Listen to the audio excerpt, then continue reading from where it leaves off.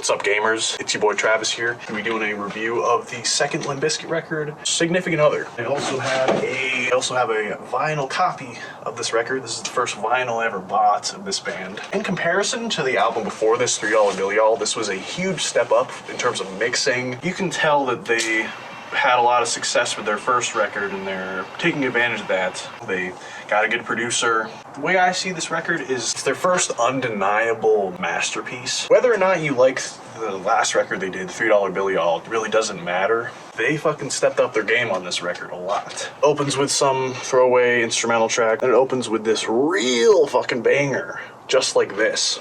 The really fat beat that DJ Lethal is throwing on this track is undeniably amazing. Then it goes into Nookie. Now, Nookie might be the best song that they ever did. Some days I feel that way, but most of the time I think it's like Rollin'. But in terms of like a song that I would play for somebody, this is the best one that there is. If I was gonna try to introduce somebody to this band, it would either be Nookie or Break Stuff. I think the guitarist of this band, Wes Borland, called this his favorite song the band ever did. Then it goes into Break Stuff. Now, Break Stuff is a completely perfect song in all ways. It is the perfect encapsulation of angst. Like, if you asked me what the perfect song to define the feeling of anger and aggression, what that song was, I would say Break Stuff. I'm not gonna say the heaviest song ever written, but that feeling of gotta get it out. And then it shifts into a more like chill song, a more melodramatic track, rearranged, which is also perfect. It has a great music video. It features a lot of DJ Lethal's record scratching. His turntable ability really shines on that track. It goes into I'm Broke, which Anthony Fantano actually compared that to some random Rage Against the Machine song. They called it a rip-off of it. I'm not quite sure where he got that idea. I'll try to include the song.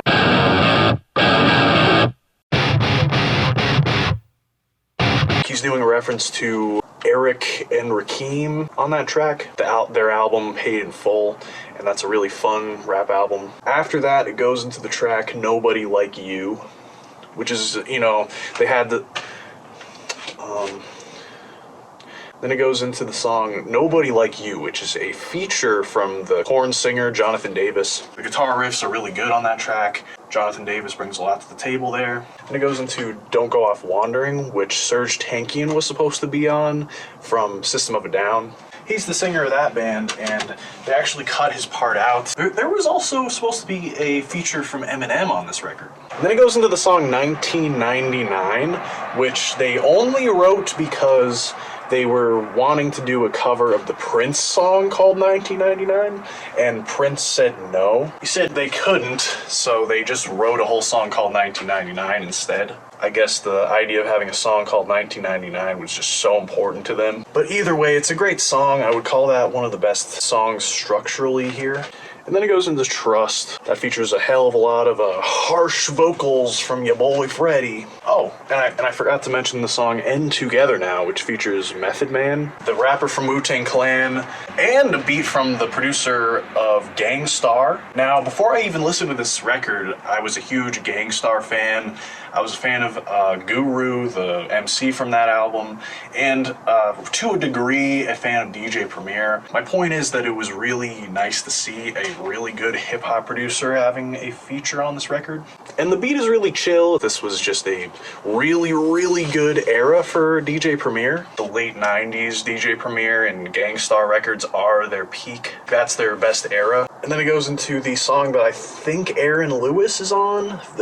Aaron Lewis is the singer from Stained, which was another huge nu metal band at the time. The song No Sex. That's the only track on the entire record that I would really call post-grunge. There really aren't a whole lot of metal parts here. But it is an amazing song. It's about, you know, being tired of sex. Fred Durst has opened up about this in many interviews. He called himself a Christian, at least during this time, because he thinks you should not put it on a pedestal. Because he described his own experience on this song, having done that, and it really took the magic out of the relationship, and that's all it really became. So after that, you got a song that they're still doing live today, Show Me What You Got. And that's one of the more rap-heavy tracks on the whole record. And then it kind of ends there. I mean, you got a little dream pop track at the end, A Lesson Learned.